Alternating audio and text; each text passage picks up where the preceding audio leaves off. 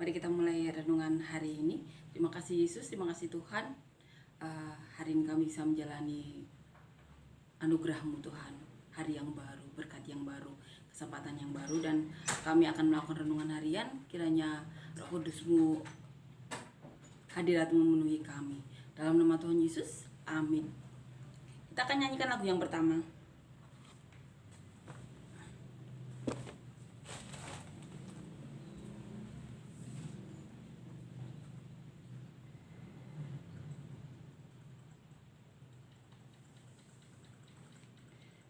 Mulia sembah Raja mulia.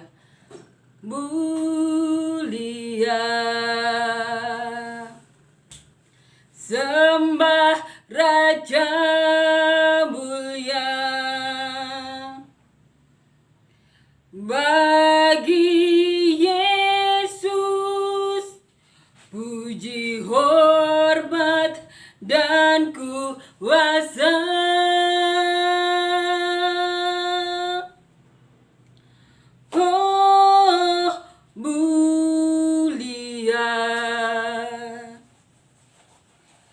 Agung kerajaannya,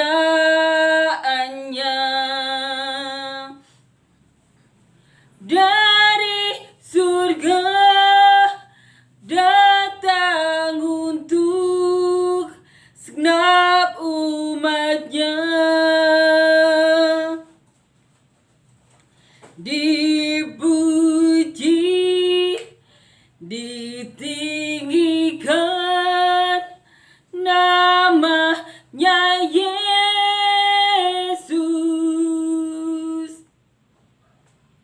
Hormatlah, muliakanlah Yesus Raja.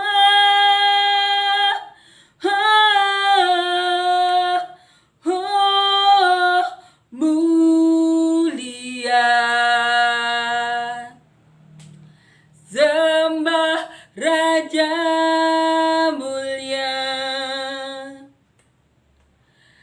Dia telah mati, dibangkitkan jadi Raja. Amin. Hari ini kita akan merenungkan ayat firman Tuhan yang diambil dari Matius pasalnya 13 ayat 53 sampai 58. Judul perikopnya Yesus ditolak di Nazaret. Ditulis di Markus juga, di Lukas juga ditulis. Kita akan baca Matius 13 ayat 53 sampai 58. Yesus ditolak di Nazaret. Setelah Yesus selesai menceritakan perumpamaan-perumpamaan itu, ia pun pergi dari situ. Setibanya di tempat asalnya, Yesus mengajar orang-orang di situ dan di rumah ibadat mereka. Maka takjublah mereka dan berkata, dari mana diperolehnya hikmat itu dan kuasa untuk mengadakan mujizat-mujizat itu? Bukankah ia ini anak tukang kayu? Bukankah ibunya bernama Maria dan saudara-saudaranya Yakobus, Yusuf, Simon dan Yudas? Dan bukankah saudara-saudaranya perempuan ada bersama kita? Jadi dari mana diperolehnya semuanya itu? Lalu mereka kecewa dan menolak dia. Maka Yesus berkata kepada mereka, seorang nabi dihormati di mana-mana kecuali di tempat asalnya sendiri dan di rumahnya. Dan karena ketidakpercayaan mereka, tidak banyak mujizat diadakannya di situ. Amin ya. Kita sudah baca di Matius, kita baca di Markus.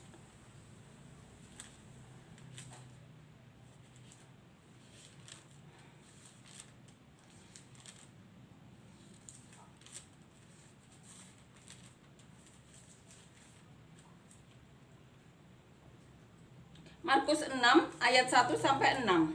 Yesus ditolak di Nazaret, judul perikopnya sama. Kemudian Yesus berangkat dari situ dan tiba di tempat asalnya, sedang murid-muridnya mengikuti dia. Pada hari Sabat ia mulai mengajar di rumah ibadat dan jemaat yang besar takjub ketika mendengar dia, dan mereka berkata, dari mana diperolehnya semuanya itu hikmat? Apa pula yang diberikan kepadanya, dan mujizat-mujizat yang demikian bagaimanakah dapat diadakan oleh tangannya? Bukankah ia ini tukang kayu, anak Maria, saudara Yakobus, Yoses, Yudas, dan Simon? Dan bukankah saudara-saudaranya perempuan ada bersama kita? Lalu mereka kecewa dan menolak dia. Maka Yesus berkata kepada mereka, seorang nabi dihormati di mana-mana kecuali di tempat asalnya sendiri, di antara kaum keluarganya dan di rumahnya. Ia tidak dapat mengadakan satu mujizat pun di sana kecuali menyembuhkan beberapa orang sakit dengan meletakkan tangannya atas mereka. Ia merasa heran atas ketidakpercayaan mereka. Di sini dikatakan Yesus heran atas ketidakpercayaan orang-orang di sekitar Tuhan Yesus, ya, orang-orang di Nazaret. Kita akan baca Lukas.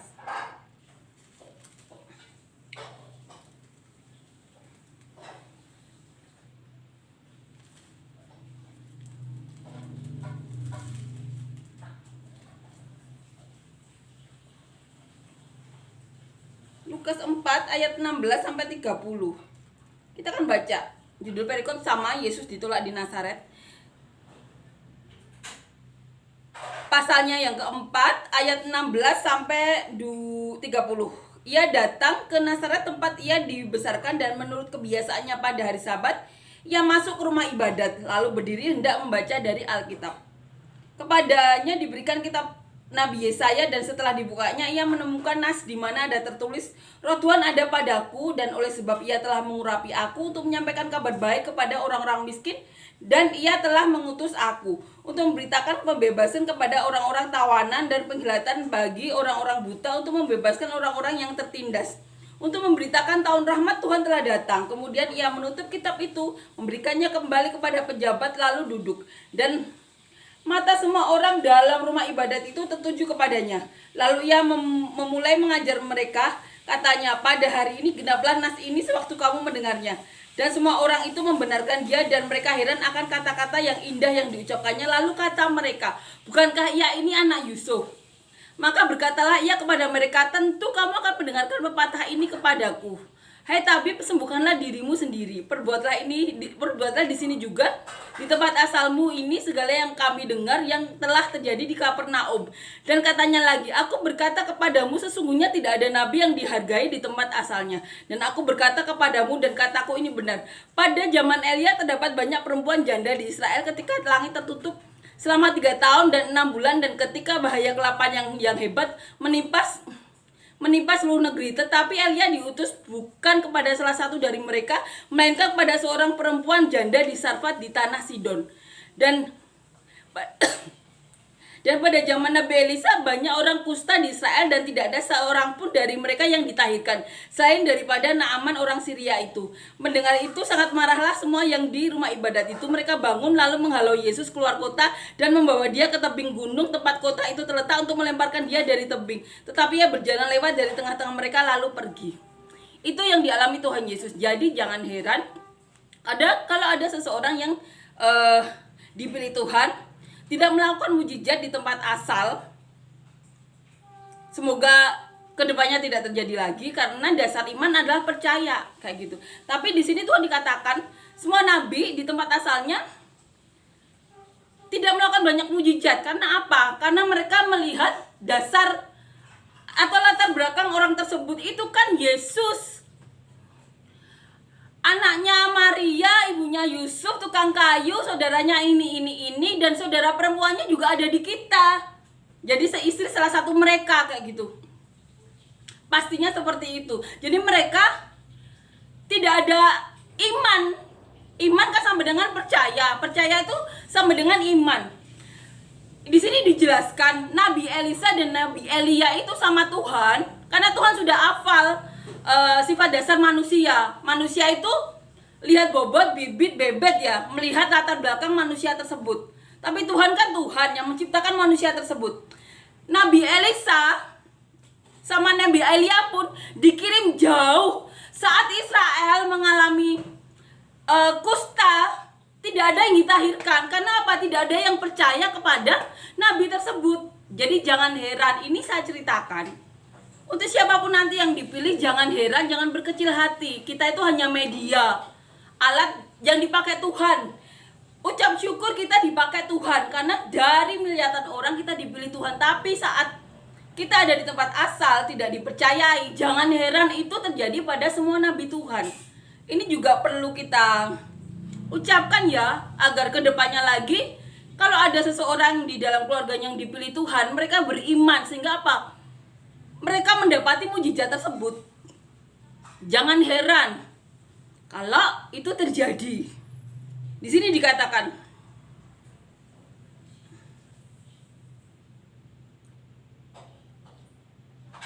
pada zaman Elia terdapat banyak perempuan janda di Israel ketika langit tertutup selama 3 tahun dan 6 bulan, dan ketika 3 tahun dan 6 bulan dan ketika bahaya kelaparan yang hebat menimpa seluruh negeri. Tetapi Elia diutus bukan kepada salah seorang dari mereka, melainkan pada seorang perempuan janda di Sarfat.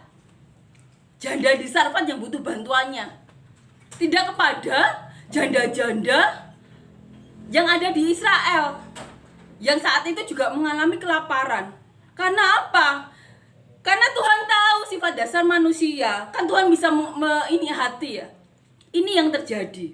Jadi jangan heran. Jangan heran kalau itu terjadi. Itu terjadi sudah ratusan ribuan tahun yang lalu. Nabi Elisa, Nabi Elia mengalaminya. Di sini juga dikatakan. Dan pada zaman Nabi Elisa banyak orang kusta di Israel, dan tidak ada seorang pun dari mereka yang ditahirkan, selain daripada Naaman orang Syria itu. Itu diceritakan Tuhan Yesus. Dan ketika orang-orang itu mendengar, mereka sangat marah. Mereka marah kepada Tuhan Yesus karena mereka dikatakan Tuhan Yesus tidak beriman. Karena kan mereka juga mempercayai Nabi Elia, Nabi Elisa ya. Mereka bangun lalu menghalau Yesus keluar kota. Tuhan Yesus diusir keluar kota dan mau melempar Tuhan Yesus dari tebing. Tapi Tuhan Yesus berjalan saja, lewat di tengah-tengah mereka lalu pergi.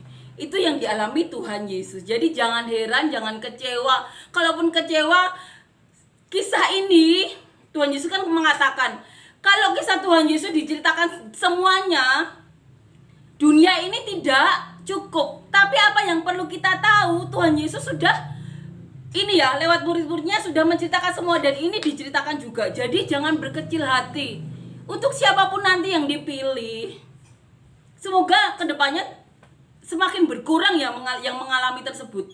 Tapi itu dialami oleh banyak nabi. Semua dikatakan Tuhan Yesus, atau orang-orang yang dipilih Tuhan. Jangan heran. Karena apa? Nabi atau pilihan Tuhan itu cuma media yang dipakai Tuhan Yesus. Yang dipakai perantara Tuhan Yesus untuk menyelamatkan umat-umat yang disayanginya. Dari dulu sampai sekarang itu yang terjadi. Jadi jangan berkecil hati. Itu dialami oleh semua orang. Ini sudah dibaca berkali-kali ya, tapi penting untuk diceritakan lagi. Karena ini pasti dialami juga oleh orang-orang yang dipilih ratusan atau ribuan tahun lagi. Ini pasti terulang, karena Tuhan katakan ini terjadi juga di zaman di nabi-nabi yang lain. Jadi jangan heran. Jangan heran. Karena sifat dasar manusia itu lihat bibit bobot bebet, melihat latar belakang orang tersebut. Lihat orang-orang tersebut, Tuhan mereka tidak melihat Tuhannya. Bahkan dikatakan ada apa ya? Mujizatnya sudah tidak ada, tidak berkuasa lagi. Padahal orang yang dipilih Tuhan itu kan cuma media. Ada yang sampai meninggal dipakai terus, tapi ada yang saat tugasnya selesai atau sampai akhir, sampai nanti malah berkelanjutkan ke anaknya juga bisa. Ini kan suka-sukanya Tuhan ya, sesuai kebutuhannya Tuhan. Jadi penting diceritakan ini untuk apa? Menguatkan anak-anak kita nantinya, atau siapapun yang dipilih nantinya. Jangan berkecil hati. Kecewa boleh, tapi sadar bahwa ini dialami oleh semua orang pilihan Tuhan. Bahkan Tuhan Yesus sendiri memaparkan ini di depan tetangganya, orang-orang yang kenal keluarganya Tuhan Yesus. Tuhan Yesus mau dibuang ke tebing, tapi Tuhan Yesus cuma lewat dari mereka lalu pergi. Jadi jangan berkecil hati ya. Ini dialami oleh semua orang. Dan Tuhan Yesus bilang, dan karena ketidakpercayaan mereka, tidak banyak mujizat diadakannya di situ. Tuhan Yesus Tuhan, tapi tidak banyak mengadakan mujizat di Nazaret. Karena apa? Karena orang-orang hanya melihat latar belakang Tuhan Yesus. Padahal mujizat itu kan terjadi karena iman. Iman itu apa? Landasannya itu percaya. Seperti itu ya. Itu banyak dialami semua orang yang dipilih Tuhan Yesus yang memaparkan sendiri ya. Kiranya ini menguatkan kita, meneguhkan kita, meneguhkan siapapun yang nantinya dipilih Tuhan ya. Kita berharap, kita percaya banyak orang yang akan dipilih Tuhan lebih-lebih lagi. Amin ya. Amin. Kita akan nyanyikan lagu yang kedua.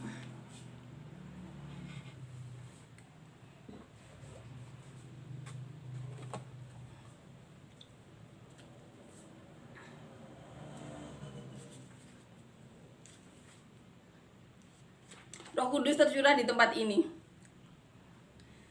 Roh Kudus tercurah di tempat ini. Urapannya yang ajaib memulihkan umatnya. Roh Kudus tercurah bagi gerejanya, membangkitkan umat pilihannya. Hari inilah harinya Tuhan,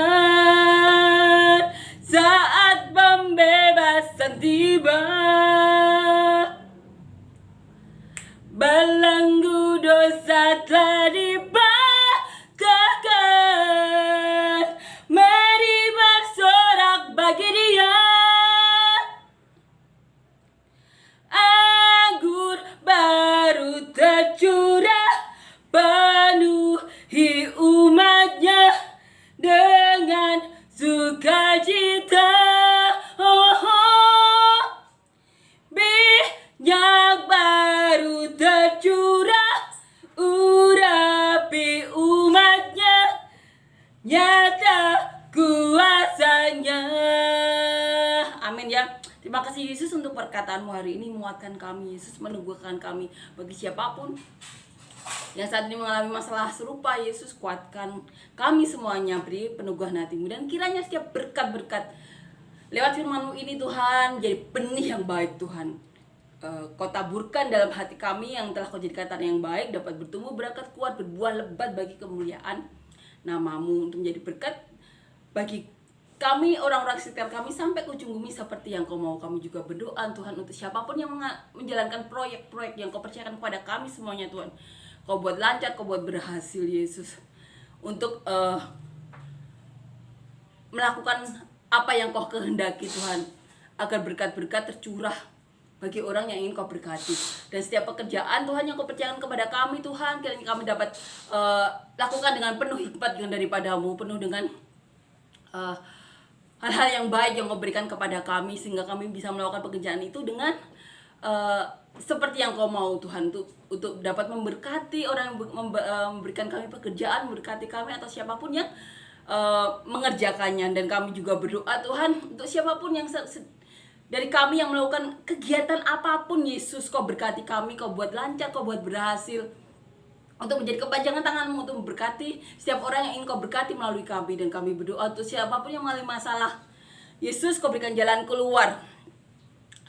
Yang sedang mengalami sakit Tuhan, Kau berikan kesembuhan, hikmat-hikmat daripada-Mu. Yang saat ini Tuhan sedang rindu untuk menyai momongan atau menambah momongan Yesus, berkati kami Yesus, beri kami hikmat daripada-Mu, buka pintu rahim kami Tuhan, curahkan Roh Kudus-Mu Tuhan, berikan kami anak-anak yang daripada-Mu Yesus, beri kami hikmat-hikmat yang benar-benar daripada-Mu. Dan setiap orang yang menginginkan jodoh Tuhan, berkati kami Tuhan, berkati kami Yesus, berikan kami yang jodoh yang benar-benar daripada-Mu, yang Kau pilihkan Yesus, sehingga bisa memberkati kami berdua untuk bisa saling menguatkan akan nama-Mu yang dipermuliakan di atas rumah tangga kami. Dan siapapun yang saat ini sedang mengalami